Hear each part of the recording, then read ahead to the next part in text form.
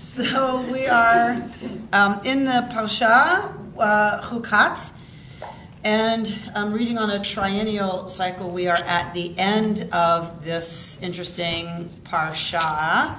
At the beginning of the Parsha, we get the death of Miriam, and we get this whole idea that with the death of Miriam, immediately after it says that Miriam died and was buried, it says, V'lo hayamayim la'edah, and there wasn't water for the edah, for the community. So this is an engraved invitation for the rabbis, right? If it says Miriam died and was buried, and the very next sentence is, there was no water for the people and they complained, it must mean what? The water is very hard. That she somehow was the cause of there being enough water. Because obviously they're tied, right? Because why would that sentence immediately follow the other one? So for the rabbis, they start there with, okay, so Miriam had something to do with the water, and once she died, it was gone. And then they read back, all the way back to the song at the sea, where it says that Miriam called to them and they answered. And most of us reading the Pshat, reading on the just regular surface level, would mean she called to the people. And the people answered. But the rabbis, needing a proof text for this idea of Miriam providing water, say, don't read, she called to the people and they answered. Rather, because mayim is a plural word, a plural singular. Remember what we talked about, a plural singular?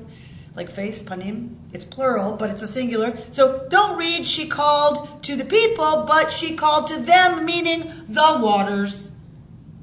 And they answered. And this is the proof that Miriam, in fact, was the provider of the water in the desert. So this is how the rabbis read Torah, not just at the regular level that you would translate, like the pshat, the surface level, but they read Torah like a love letter. Why a comma and not a dash here? Why dearest Amy, right? Instead of dear Rabbi Bernstein. What, like every single thing. It's like reading every letter in an email. It's like reading nuance and tone into an email, trying to extract from an email what is really going on, what are they thinking, what are they feeling, what do they mean, right? So the rabbis read Torah as a love letter and they play with Torah. So what we don't often understand is how playful actually Chazal were, our sages. They were very playful. Some of what they do is very tongue-in-cheek. Like we read it, like this, but they played a lot. This was their game. Torah was their life and their game.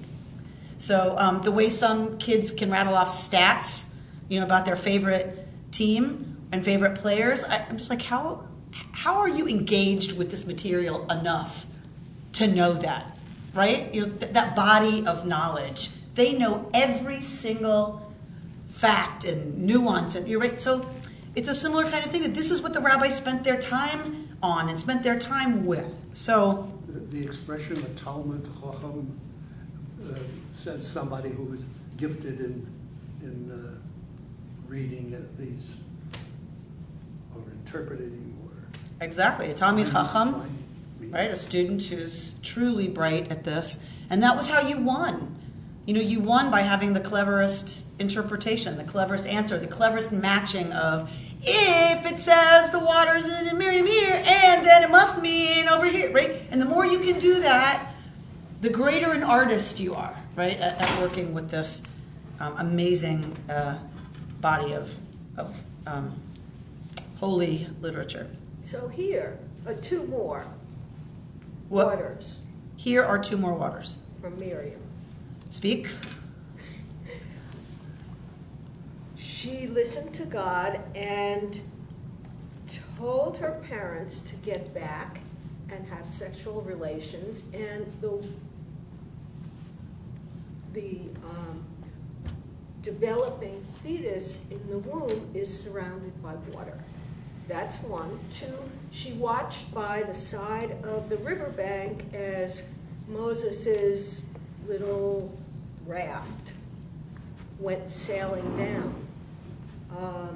So, yeah, but since those are exclusively female things, we have to assume the rabbis didn't Think of that. think of them. I don't know. I mean, I think the whole Exodus narrative counts on our knowledge of the waters of birth. Because I think passing through the bloody portal and then finally through the split waters, I think you cannot but read that as a birth metaphor.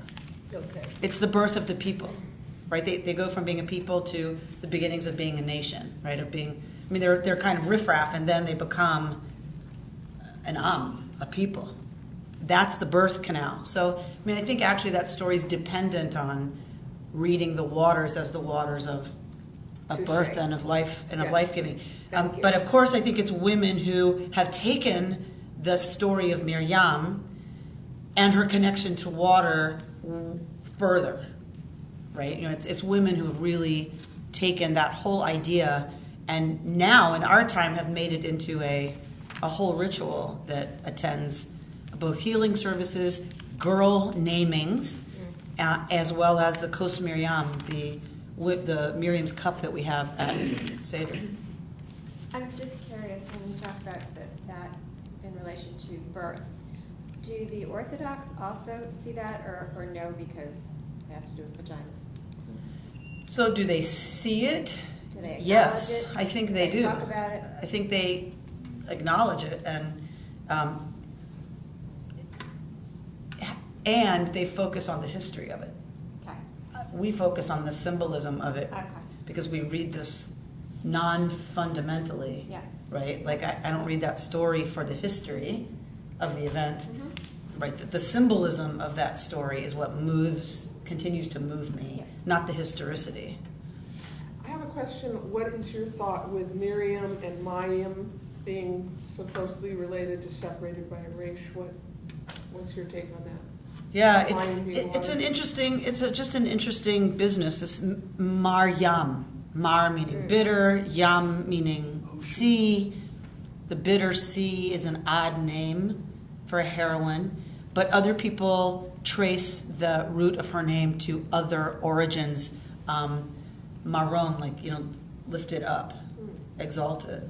And there's something else I can't remember though that some people want to use the etymology not from mar, bitter, mar, master. I forget what it is, but because it's always bugged me too that this connection to similar water, to but somehow being bitter. It's always been an interesting juxtaposition for me. But I think for sure she's connected to this living symbol of water being, particularly in the Middle East, it is the definitive element that means life. Without it, there is no life. I mean, we know that in general. Like when we're looking in space and looking at all these planets, what's the first question we ask? Is there water?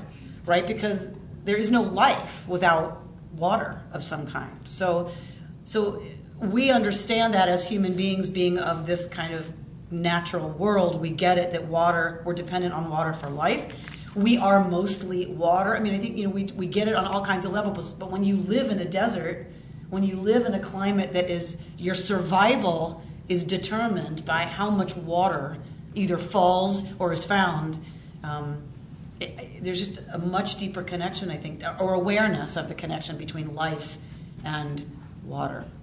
And Miriam is the paradigmatic figure for us about water. You would never say, you know, to bitterness she brings water. I mean, where there's bitterness, she brings the water. Right. I guess that's kind of contorting. It seems that it might be that there is water that is bitter, like brackish, and there is something you can do to it to make it sweet. So that story we get of Moshe does something to the water.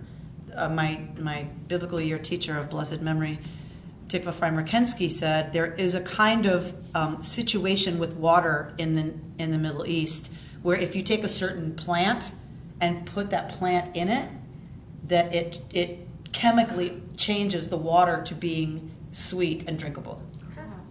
I'm just either approaching that age or I'm just really tired this week, but I cannot for the life of me remember. But that's so it might be something like that, like a memory of a bitter water that is made sweet. And probably only she would know that. That trick. Yeah. It's Moshe who does it in Torah. Okay. So, but possibly it's women's lore, But he is the agent of that change in Torah.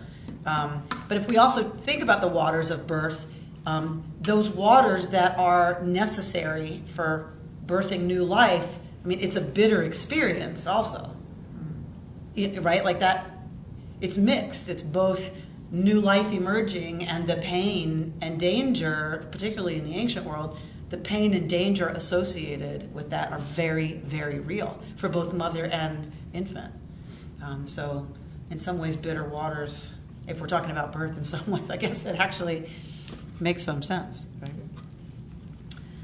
All right, so we get the story of we get the mention of the death of Miriam. Let's go actually back to 2025, because this parsha is kind of loaded with heavy things for the people.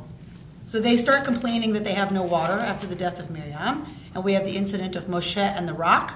Right? This is a doublet. This is a story that was told elsewhere. We're getting a reiteration of that story here in Numbers, where he strikes the rock. In the other story, he talks to it. In this one, he strikes it. Or no, whatever. Right, he strikes, and it was okay, because he was supposed to. Yeah. Here, he was supposed to talk to it, and he hit it. And water came forth, but there was a serious consequence, right, for that. All right, so somebody read it 25. 20:25. Take Aaron and his son Eleazar and bring them up on Mount Hor. Strip Aaron of his vestments and put them on his son Eleazar. There Aaron shall be gathered unto the dead. Moses did as Adonai had commanded. They ascended Mount Or in the sight of the whole community. Moses stripped Aaron of his vestments and put them on his son Eleazar, and Aaron died there on the summit of the mountain.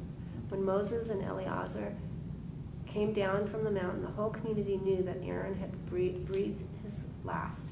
All the house of Israel bewailed Aaron 30 days. Okay. So, Kach et Aharon ve'et Elazar b'no. So, take Aaron and Elazar, his son, right? So, for some of us, we can't help but hear the echo of Kach et bincha et yechidcha. Take your son, your only son, right? And you're going to offer him on a mountaintop, right? So if you hear Kach et and it's a person, take this person, we can't help but hear some of us the resonance, and we read it every Rosh Hashanah, right? So it's very familiar to us. Kach, take Aaron and Elazar his son, and I do in fact need these. V'ha'al otam hol hahal, right? And bring them up to this mountain called Hol, right? So it's an interesting name for a mountain. It's almost like the mountain that's called mountain. How do you say mountain in Hebrew? Har. So you're going to take them to the Har that's called Hol, right? Like so, Hol Hahal. You're going to take them to Hol Hahal, the mountain. Right. So take Aaron, meaning you're going to escort Aaron, right? So still this is how we understand a funeral in our tradition. The word for funeral in Hebrew is levaya, which means accompaniment, right? We don't have a word funeral. We have levaya, the accompanying. That's nice. So you accompany someone. A levaya, right? So someone dies. In our tradition, someone stays with the body 24/7, and then everyone accompanies the body to its final resting place. That it shouldn't be alone. Until it's in the ground, the body's not left alone, traditionally. Jewish funeral homes, still have someone, a shomer, who sits and recites Psalms. 24 hours a day, there's somebody reciting Psalms. So this idea is very, very old for us, right? This idea of accompanying somebody. So you're going to take Aaron and Eleazar, his son, because you're going to need to divest Aaron of his sacral vestments, and you're going to have to vest Eleazar. Because what's going to happen when Moshe comes down from the mountain and there's no Aaron? Like, what's the first thing for the people? What is their response going to be? Bewilderment. Well, who's going to be? Bewilderment, lost. Who's going to be the replacement? Who's going to be the replacement? Who's going to be the high priest? This is a moment of rabbinic transition, right? I mean, this is, if Moshe comes down alone and there's no high priest, they're going to be bewildered and lost. And what's the last time somebody went up on a mountain and the people were bewildered and lost? What happened then?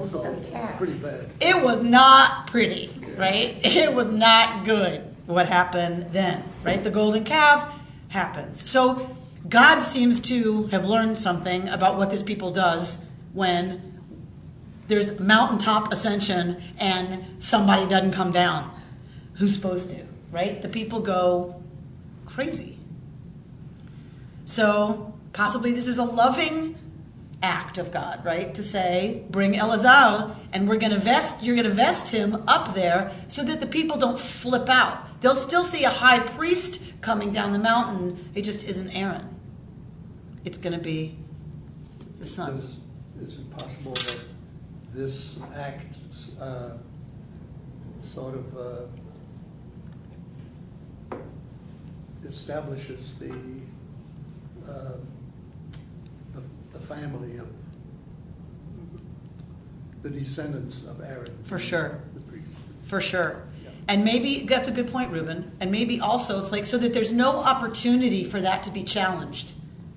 It happens on the mountain, right? So it isn't like, okay, they come down, there's no Aaron, they have his stuff, and now maybe there's, I've been watching the Borgias. Has anybody seen the Borgias?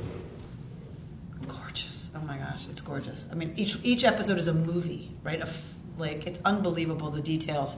They went, they went to such extraordinary lengths to make every detail authentic. So it's the story of the Borgia Pope, the family Borgia that has their patriarch is the Pope of Rome, and the whole series is about the intrigue in the Vatican, right? The whole thing is about the intrigue about families fighting to be the next pope, and all the politics of the cardinals and stabbings and poisonings and and alliances and betrayals and wars and like all this stuff that gets all over who's gonna wear the pontiff's, right, regalia, all the robes and all the headdress and everything, and the incredible power that symbolizes, right?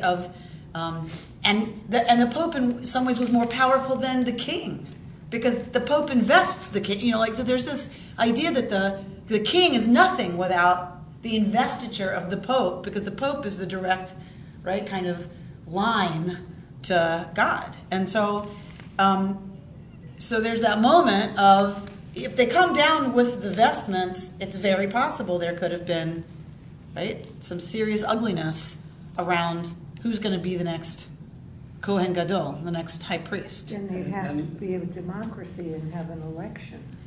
And if all the people are holy and it's going to be a democracy, then there's going to be an election, and then there's going to be a campaign. Right. That's not going to be pretty, right? So, and who loses, forget about it, right? So, nice, Reuben, very close reading. So that maybe it happens on the mountain, so that he comes down as high priest, and Aaron's succession is assured. The succession of his, what do you call it when it's by genetics? Dynasty. His dynasty is. Progeny? Yeah, thinking of progenitor is the word that came to mind, but I know But it's when you pass stuff on through Yeah. the genes. What's that? Bloodline. No, it's not the. It's not like Moses through Joshua. It is, Succession. Is it progeny? no, what is it when you inherit the power because you were born into it? Oh, it's, I know that word. Primogeniture. No, Okay, it's, It's going to sound like me. right? It's Yeah. bad today. What is it? When like the kings, if you get it because you're the child of the king. Right, the first. You inherit. But you can inherit without being genetically linked. oh God. Okay, good. I'm glad it's not just me. Heir. No, you can be an heir without being a genetic descendant. What is it called when it's I mean, it's You I know, you don't- get the job because your dad is the head of the. right because you're born. Right. It's through the bloodline. It's Primogeniture. I'm talking about the system. Nepotism. No, That's not- no. what? No, nepotism is when you choose someone out of your own self-interest over someone who might deserve it. Oh, That's oh, nepotism. Because, it's your family, okay. So this is Then in I front don't of know all what the to- people. This is in front of And, all the I mean, people. They see, and it must be pretty dramatic. I mean, Aaron is still alive when he's walking, when they're going up there. Correct. He dies up there. So Right. So, yeah, I have a question about that. Mhm. And I know this is a story, but it's bothering me. Yes. So he's fine, he walks up there, and they just leave him on the mountain to die. Presumably. His brother. Presumably, And no. his son. No. Presumably, they stay with him until he dies. Yeah. So they stay with him until he dies. Yeah. That's still, I mean, horrendous. That's what God- Moshe dies the same way. What is? Moshe dies on a mountain by the kiss of God. Yeah, Well, well, what's that horrendous? seemed a little different to me. So what's the difference? I don't know. It just He's seemed not alone. like He's with the his kiss brother. of God, like God, his Moshe, and then, you know, I'm going to read you. Funny you should bring it up. thank you. By the way, It's bothering me. 2:00 in the morning, you'll remember. That's exactly what's going to happen. I know. And then I'm going to call every one of Every you. one of us. Every single one of you. I'm trying to Google it, so. What's it called? When you inherit because it goes through Inherit something because the of bloodline. It's Go, I'm thinking search. about It's is not primogeniture. It's- no, that's the person. The right, the rule of primogeniture is the first son gets everything or gets more. That's primogeniture. Oh, it says inheritance of the high priest's church, though. All right, so I'm going to read you. If you don't know about this, you should. This is called the Book of Legends, which is Sefer HaAgadah, legends from the Talmud and Midrash. So Chaim Nachman Bialik and Yoshua Chana Ravnitsky scoured the Talmud and the Midrash for stories that were not legal, they weren't legal rulings. It's all of the Agadah, all of the material from the Talmud that is not law. It's not halacha, it's Agadah. And it is in this book, and it is searchable both by scriptural reference and by topic. It exists in Hebrew, and it has been translated into English. And Bialik was a great poet. A great poet and a great translator of Agadah. Didn't know that. So this is a huge, as you can see, book. And it's fabulous that it's translated into English. So I'm going to read to you Aaron's death so that you can feel better, Carol. thank you, because it's bothering me. When Aaron's time came to depart from this world, the Holy One said to Moses, "Go tell Aaron of his impending death." So Moses rose early in the morning and went to Aaron. As soon as he called out, "Aaron, my brother," Aaron came down and asked, "What made you come here so early today?" Moses replied, "During the night I meditated on a matter in Scripture which I found distressing, and so I rose early and came to you." "What was the matter?" Aaron asked. "I do not remember, but I know it was in the book of Genesis. Bring it, and we'll read it," says Moses. They took the book of Genesis, read each and every section in it, and said about each one of them, "The Holy One wrought well, created well." But when they came to the creation of Adam, Moses asked, "What is one to say of Adam, who brought death to the world, so that I, who prevailed over the ministering angels, and you, who held back death, are not even you and I to have a like end? After all, how many more years have we to live?" not many, Aaron answered. Moses continued talking until finally he mentioned to him the precise day when death was to come. At that moment, Aaron's bones felt the imminence of his own demise. So he asked, "Is it because of me that you found the matter in Scripture so distressing?" Moses answered, "Yes." At once Israel noticed that Aaron's height had diminished. Even as Aaron said, "My heart doth writhe within me, and the terrors of death are fallen upon me," from Psalms. Moses asked, "Is dying acceptable to you?" Aaron, "Yes." Moses, "Then let us go up to the mountain, to the top of the mountain." At that, the three, Moses, Aaron, and Eleazar, went up in the sight of all Israel. Had Israel known that Aaron was going up to die, they would not have allowed it, but would have besought mercy on his behalf. However, they thought that the divine word had summoned him. When the three reached the top of the mount, a cave opened for them. In it, they found a burning lamp and a couch, both wrought by heaven. Then Aaron proceeded to remove his garments one by one, and Eleazar donned them, until finally a celestial cloud enveloped Aaron's body. Moses said to Aaron, "Just think, Aaron, my brother, when Miriam died, you and I attended her. Now that you are about to die, I and Eleazar are attending you. But when I die, who will attend me?" The Holy One said to Moses, "Bechayecha, as you live, I myself will attend you." It brings tears to my eyes. It's so poignant.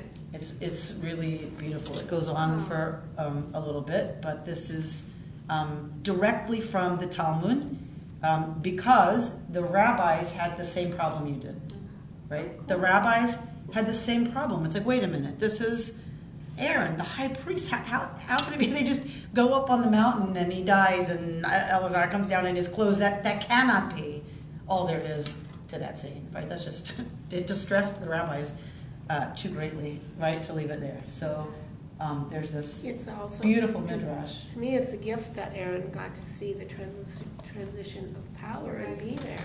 To see his Yes, son yes. take over. Because what happened to Aaron vis-a-vis sons? Didn't he? Two of them died. Yeah. Two of them died For being too cheeky. Strange fire. for being too cheeky, offering strange fire. Maybe they got what they wanted, which is to be really close to God. Right. Whatever it was, he watched two of his children in service, in direct service, be immolated, burned alive, right? So for him, I think in the rabbinic imagination, to see Eleazar dressed in his vestments safely, right, is for them the That's a blessing. coup de grace. It's the blessing for Aaron that he sees his son take over and live. Is there midrash in there about Miriam? Because she had it much less, just one line. And Miriam died and was buried. Very little, That's it. yeah. Right? The rabbis That's even more disturbing to me. don't spend nearly the time. Right, and around then the people Miriam's mourn death. 30 days for Aaron. That's right. So I have a question. Well, wait, let Ye- her answer that Sorry. one. So they don't spend. There's one midrash that's very distressing to me, and it's like right after that incident, the people start, the people are going again, and so there's an incident where the midrash has God say to Moses, like, get up and get about your business and quit mourning that dead old woman. Whoa. So there's actually some midrash that's not pretty. It's not nice about Miriam. Do you think that's a gender issue? I don't know, but I have to think it's something about I think there's something that bugs the rabbis about Miriam being a Neviah, a prophetess. Moses is a Navi. She has the exact same status.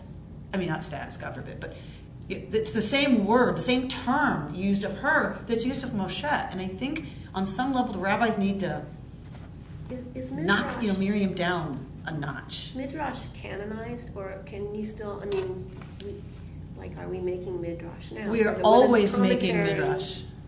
When we say the midrash, we mean generally the body of midrashic literature that was produced during the period of the rabbis, capital R, right? So Talmud, so the kind of the period of the Talmud, and there's more than the midrash that's in the Talmud, but that's kind of the period we're talking about. It's the rabbinic period, capital R. And all of that Haggadah, right? I mean, All of this is from the Haggadah. rabbinic period. It says And what- Agadah.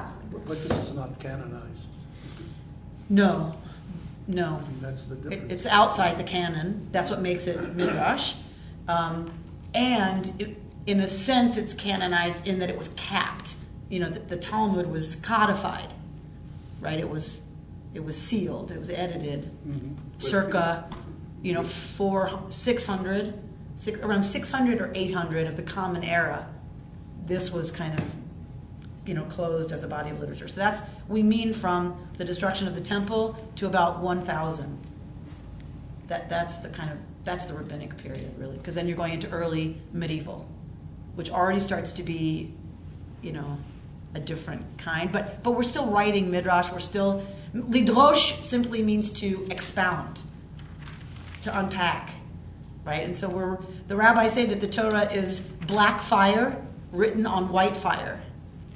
And our job is to read the white spaces, right? We learn the black, and our job forever as a people is to explore the white fire. Weren't the priests protecting their patriarchy? Yes. And Miriam was a symbol of challenging the patriarchy. Mm-hmm. And I think that's the crux of the whole thing. I think so. I think she was a serious symbol of women's strength and power, and there was always a competing element of early Israelite experience, which was the goddess.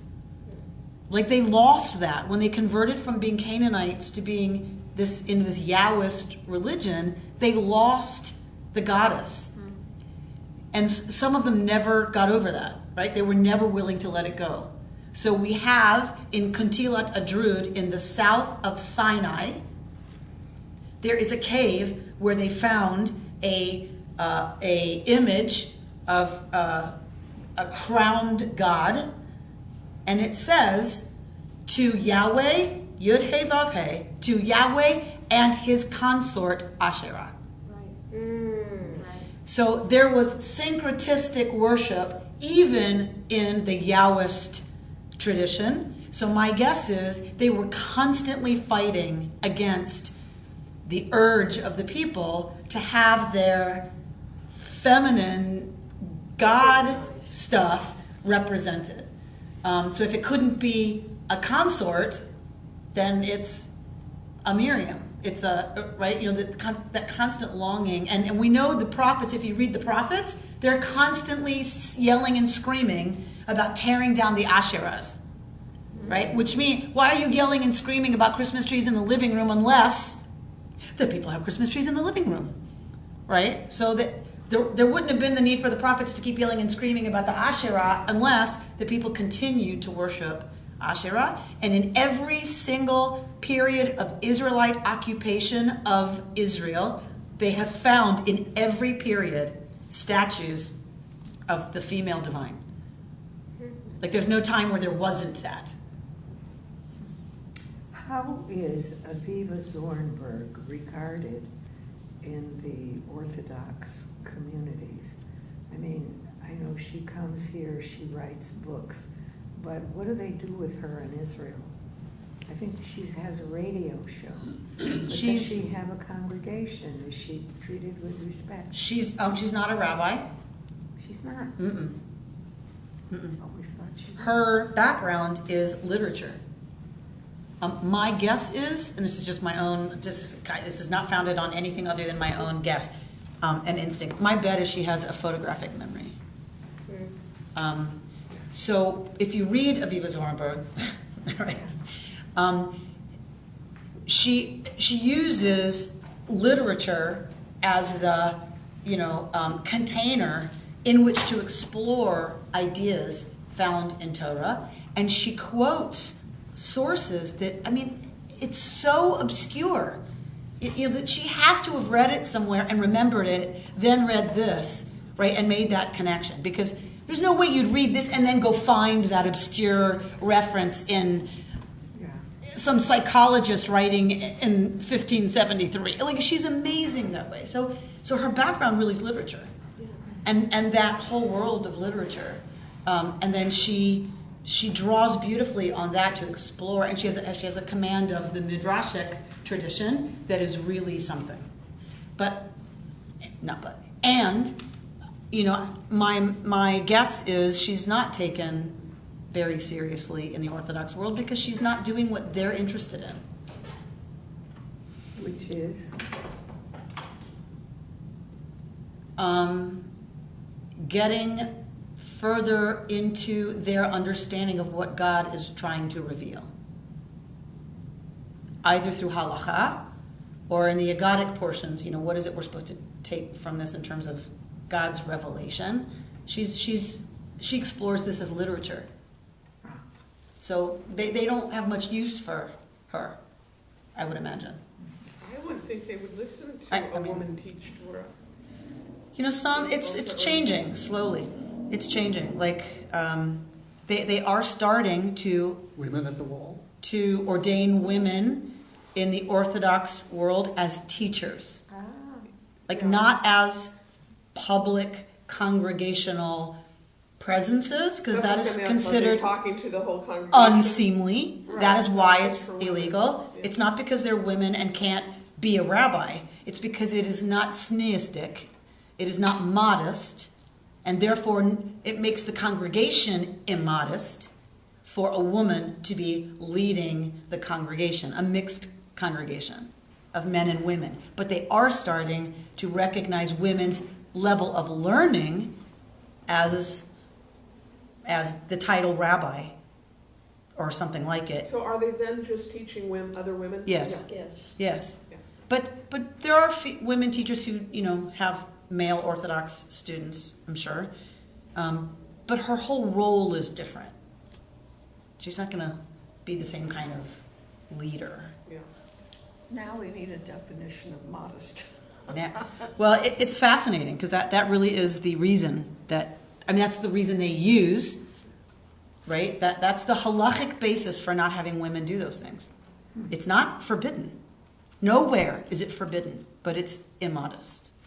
It's unseemly for the congregation, which is fascinating to me. Okay, so really, If I can just close these comments on Miriam's, on the status of Miriam. What I'm reading here, it's sort of like an afterthought, half a dozen words. Miriam died there and was buried there. That's it.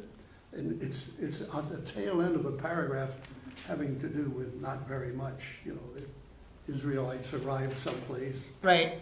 And we get the status. That's it. Normally, how long does someone mourn in the ancient world? 30 days. Isn't that what? So the immediate period of mourning is 7 days, right? So for Aaron, it's 30 because of his status, right? So it's a huge deal that they mourned him 30 days. They mourned Moses 30 days. And Miriam We get got 30 nothing minutes, about- yeah. But you get, Miriam. and I don't know exactly what happens, the next parts of the Torah after her death is a lot of action with Moses and inappropriate action. So you see the consequences, and you're experiencing consequence after her death. You're still getting the impact of her death. So they haven't put time in It's it. very interesting. Rabbi Rami Shapiro explains Moshe hitting the rock as being a result of Miriam's death. That he's so caught up in his grief and despair and loneliness for his sister that when the people start to grumble, he absolutely loses it. Like he kind of loses his faith, right? And rather than doing what God asked, which is speak to the rock, he loses it and he hits the rock. So that's exactly where some of the great commentators go. Is yes, Moshe does not do well after Miriam's death in some ways, right? So it's not great action that Moses is associated with right after her death. I would postulate that his grief is not only for Miriam as a sister, but she really has functioned at a certain point in his life as a substitute mother. Yes, she's always been, in some ways, his mother, right? Yeah. You know, she saved him at the Right. river, and presumably, right, stayed with him as that kind of. I mean, if she was old enough to stand at the riverbank and intercede with the daughter of Pharaoh, presumably, she's a good deal older than Moshe. At least, 10 years, 12 years, 15 years, whatever, Sophisticated. So she was older by enough that I'm sure think of sisters who have baby brothers 10 years or more younger than them, right? They often are a surrogate mother. They're another mother. Often mom is busy, I have a brother who's 12 years younger, and he calls me his American mother, and our mother, his Yiddish mother. His Yiddish mama, Yeah. right? Right. Exactly. There you go. There it is, right? So Miriam, for sure, functioned as a mother figure to Moshe, for sure. And just lastly, there's got to be a lot of commentary that all in this portion, we lose Miriam, we lose Aaron, and then Moshe finds he's going to die before entering into the Holy Land. What's that all about, this concentrated death of this whole family? It's pretty intense, right? Yeah. We get her death. He's informed he's not going to make it Yeah. into the promised land, and then Aaron dies. Yeah. Like it is intense. Like it's just a really boom, boom, boom Right. kind of, and it's 3 in a row. It's all 3 of them. Yeah. It's all 3 of them. Aaron did not strike the rock, and yet the same rationale is used for him not being able to see the promised land. And that doesn't make a lot of sense. So where are you locating that? Well, okay.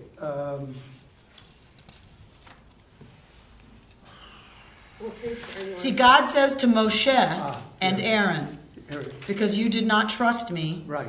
right? And did not affirm my sanctity in the sight of the Israelite people, therefore you shall not lead this congregation into the land that I have given them. I said to Moses and Aaron, Correct. So the question is, what is the sin for which they are not allowed in? Not everybody says it's the hitting. Because you're right, that's only Moshe.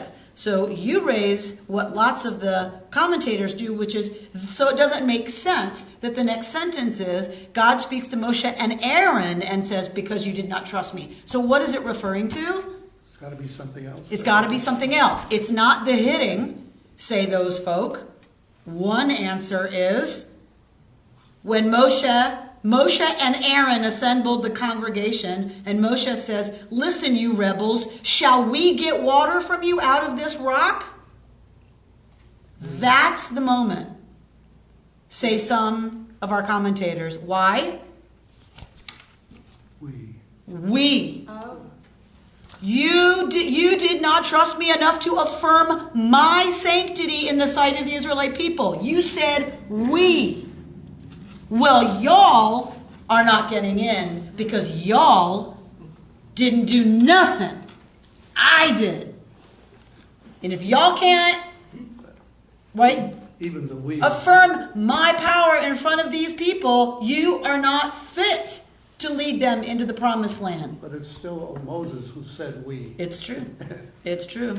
In that case, he got Aaron killed in the desert. I think it's something else. Okay. I think Moshe, Aaron, and Miriam are of that first generation that do not get to enter the promised land. But why? Because the first generation of It was the Hebrews, slave is the generation. slave mentality, does not get to enter the promised land. Because of the Moshe wasn't a the slave, scouts. which is interesting. Moshe was never a slave. Yeah, but they're going to new history. This phase is finished. Yes. They're going to creating a new people for themselves. Right. The land and that experience clearly, according to Torah, belongs to the next generation. Yeah. clearly. It's Wouldn't it's there still very be clear. people that had been slaves that would still be alive that would go? Presumably Or no. three of them- Presumably they got told your carcasses are going to drop here in the desert. Wow. Your children will get in, you will not. I don't You remember know, in some ways, the generation that came to this country as adults, like my parents did, could not really take full advantage. They were the sweatshop generation who made it possible for us to go to public universities, but they couldn't. Right. So it makes sense. Right? That Moshe, growing up speaking Egyptian, really, the Egypt experience couldn't translate. Not for the people and not for the leaders. It had to be Joshua and Elazar. One being a genetic inheritance of authority, and one being by charisma, by an indication that God is with them. Right? Moshe chooses Joshua because God says, "My spirit is with him." Right? Through Aaron, it's going to be genealogical.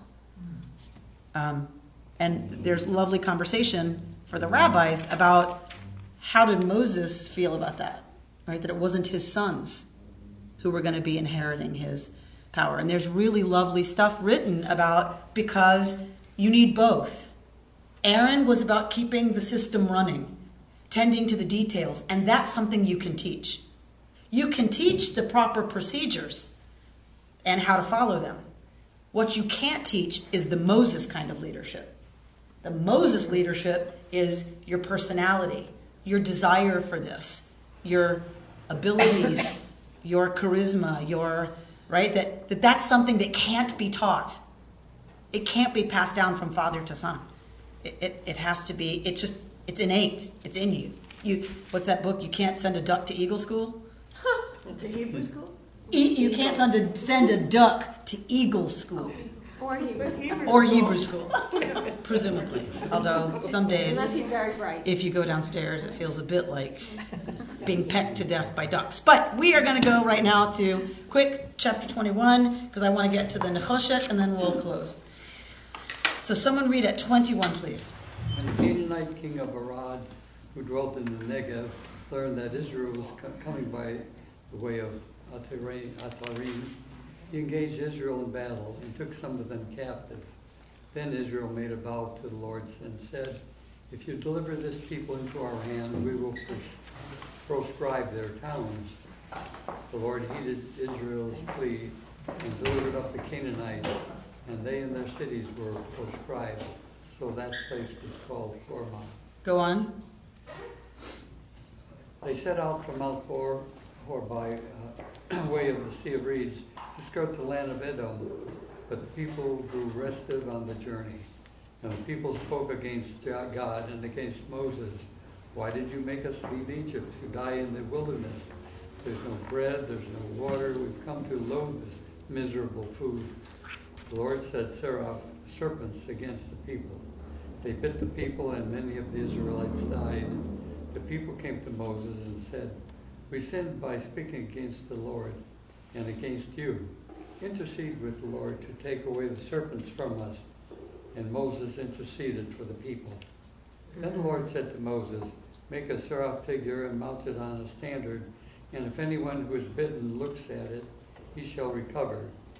Moses made a copper serpent and mounted it on a standard.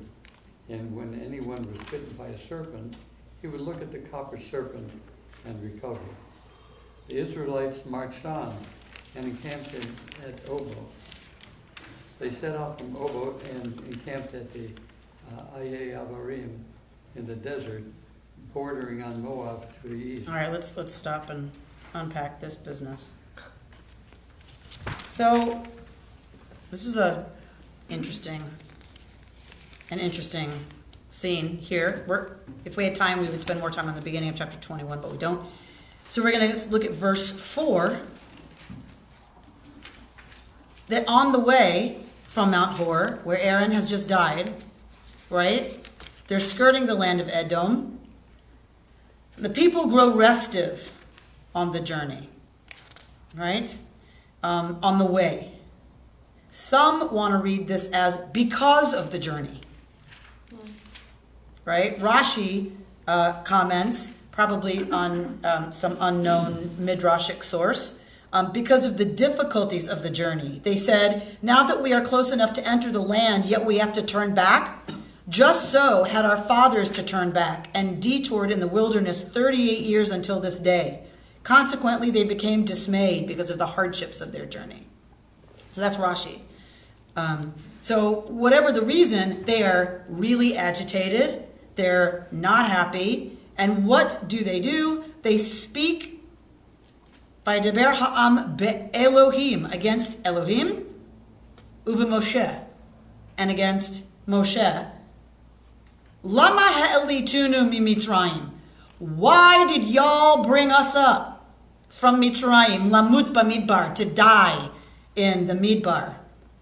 Right? There's no lechem, there's no mayim. V'nafshenu katsa b'lechem. And our spirits are short with this lechem, with this that's cloquel. I don't know how to translate this miserable food. Cloquel from light to treat, something trivial. Weightless. That's weightless. It's trivial, nothing. Lechem. I think Melba toast or right. Like matzah. Like with this. So think about how many incidents there's been of this people turning on God and the leadership to say, right? So even in their grief, right, over Aaron's death, they still can't get past, right, their own whatever, and they turn on Moshe and God. Why did you bring us up out of Egypt to kill us? And God's had it. Clearly, God has had it. Again. So God... This is the next generation. This is not the one coming out. This is 38 years later. The generation that's going to enter. That's going to enter. But they're not the same people. They're not the same No, it's the mentality. same- So they're not much asking- has changed. They want to understand. So even though it might be a nagging question, there is no God. There's a reason for it. So say that again? I They mean, want to they are understand. nagging and aren't appreciating God's actions, but it's because they don't understand. I feel, and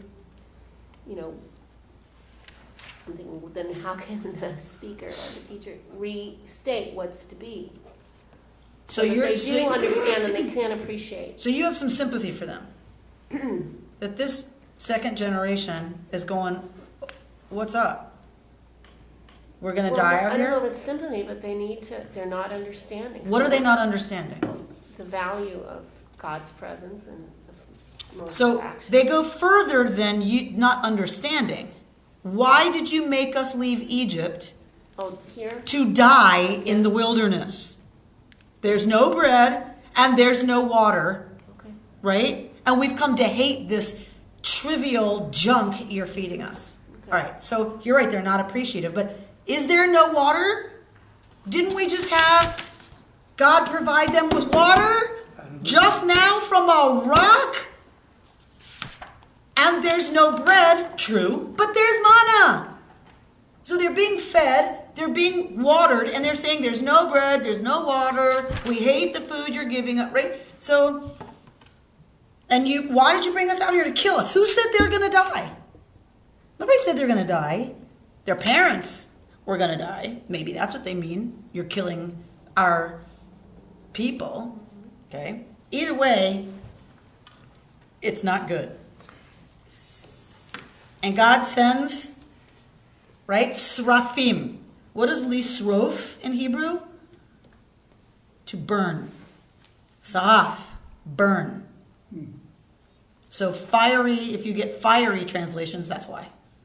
Lisrof is to burn. So, but my text doesn't translate seraph. Does yours? They sent seraph Yeah. serpents. That's Right. what it says.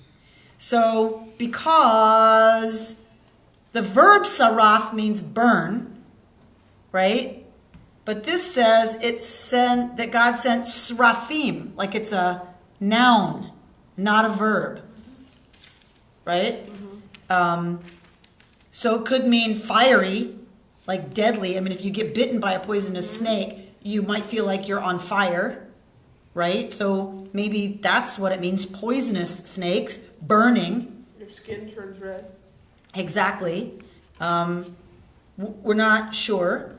But we get seraphim later in the vision of, right, the prophet. So it seems to be a kind of winged, serpenty, snaky thing that was known in the ancient world.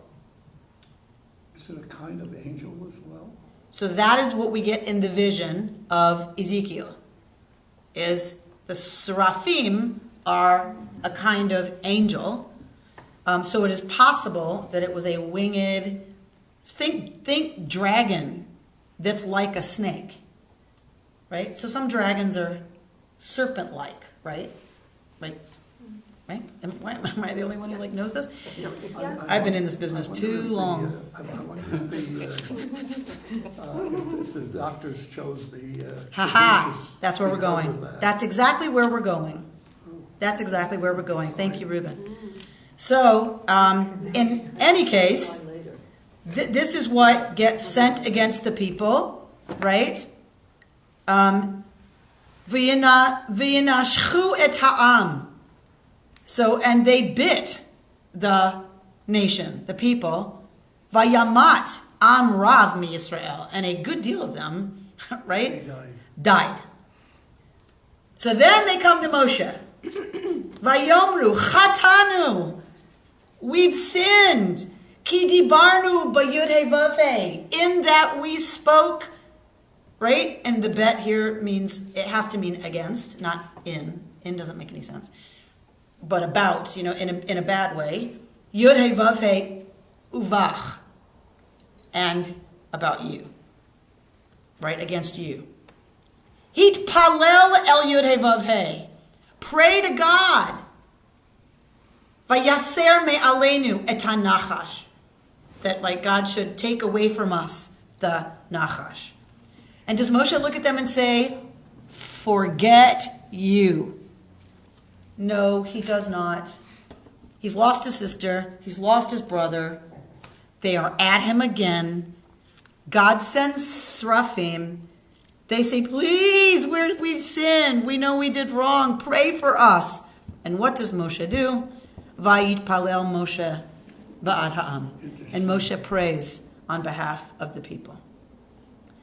Vayomer Adonai el Moshe. Right? So God says to Moshe, Asel lecha saraf. Make for yourself a saraf. Vesimoto al nes. And put it on a, what's nes? It says standard here. A standard. A stick. What do we know the word nes to mean? Mace?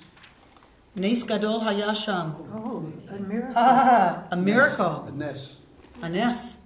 Right? So interesting that the word is, right, a pole, a standard, but the word is the same word we use in Rabbinic Hebrew for miracle. Because what happens is, in fact, a sort of nes, right? Because what's going to happen? You're going to put it on this thing, v'hayakol hanashuch v'ra'a oto v'chai. So what is going to happen? Make a seraph, put it on this thing, and anyone who is bitten, if they look at it, they will recover. They'll be okay. Well, it says they'll live. That's all it says. We don't know if they're going to be okay, but they're going to live. Vayas Moshe nachash nechoshet. So Moshe makes a nachash, a snake, nechoshet, of bronze. Copper, it says here. Copper. Okay? So, first of all, he makes a nachash nechoshet. We cannot miss the wordplay in the Hebrew. Just a minute. We can't miss the wordplay in the Hebrew. Nachash nechoshet.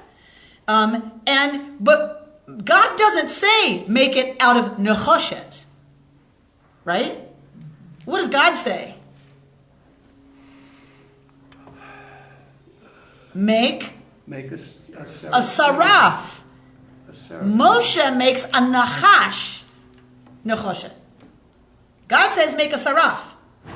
And Moshe makes a snake, a nachash, out of nechoshet. But they're not going to mess with gold again, right? Presumably, nice. Presumably Moshe knows, okay, gold is probably not a great idea. Right? Last time we had a gold animal thing, it went very, very badly. So some people say copper, others say bronze. We are dealing with the Bronze Age, so it does seem that they knew about bronze. But some commentators say the only thing that would have imitated a poisonous snake would have been the red color of copper. That would have more likely represented this idea of a poisonous snake, but certainly not gold, like Mickey said. Probably not a good idea. What difference does it make what it was made out of? How is that? So, just that the commentators are interested that God doesn't tell Moshe what to make it out of, and Moshe makes it out of nechoshet. So, of course, they read this like a love letter. Why? Well, maybe Moshe thinks, I've got to make it out of something sturdy. Got to make it out of metal. There aren't a lot of trees around. I'm going to make it out of metal. So let's pick the metal that sounds like nachash. Yes? So, my question is kind of like Mickey's. Isn't this a little bit like worshiping false idols? So, it could look a lot like worshiping false idols. How? You look up at it and you're healed. You look up at it and you're healed. Okay? So it could look like they're looking at the snake and the snake somehow affects their healing. That would be idolatry. God forbid. So we're going to look at a commentary that answers exactly that point. And it is very true that poisonous snakes are known in the Sinai. And it is also very true that in the neighboring peoples around early Israel, including Egypt, there are winged seraphim, right? There's this idea of serpent-like winged beings. Some of them are gods. Some of them are just magical beings. Look at the Sphinx sitting at the entrance of every temple or every holy place. There would have been winged, big-time, big ol' scary somethings at the door to say, right, make sure your intentions are appropriate coming in here. Right? They're scary. They're meant to be scary. By the same token, this serpent also, we know that some of the venom from serpents is what's used to heal certain things.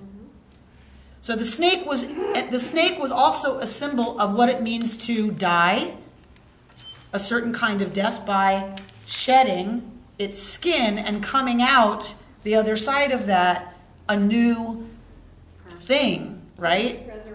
Resurrection. It's kind of a symbol of healing by sloughing off that which is dead, that which is no longer useful, and emerging from that process of molting. Or is it molting for a snake? Yes. Okay. It could be, yeah. I can't think of what it is to inherit through the bloodline, but I know molting. Okay. We'll go figure. So when a snake molts, right, it's that rejuvenating power that in part makes it this symbol of healing. But even this early, if you're dealing with the bite of a poisonous snake, it seems that the snake comes to be the cure. But it's very clear that they were not to take the seraph itself as the agent of healing, but rather, we're going to look at a commentary that says it was to direct their eyes upward. So lift the nechoshet high, and the people look up. Think of desert sun hitting copper. Look up, right, and you will be chai, alive, kept alive, right? So look up to God, people. you people who continue to take everything for granted and think that, that you did this, lift your eyes up to heaven and get it, that is where your food, your water, your healing, everything comes from me. So let's look a little bit at that and then we'll close. I've given you also some stuff on Miriam's well and the cup of Miriam so that you can just tuck it away in your Haggadah so that when Pesach comes, if I forget, you have their instructions for Miriam's cup and how to use Miriam's cup at your Seder. You can find it at ritualwell.org or just do a Google search for Kos Miriam, the cup of Miriam, and you can get lots of lovely different kinds of rituals.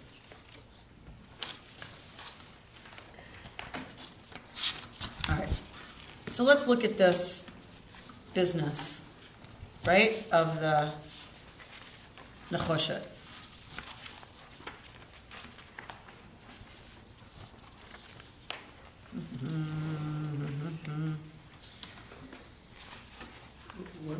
Are we looking at? Yeah, it's a good question. I'm trying to figure out which one to do with you because I don't have time to do both. All right, let's look at the one that says Parashat Chukat. Yeah. So this says Parashat Chukat also. Yes, it does, doesn't it?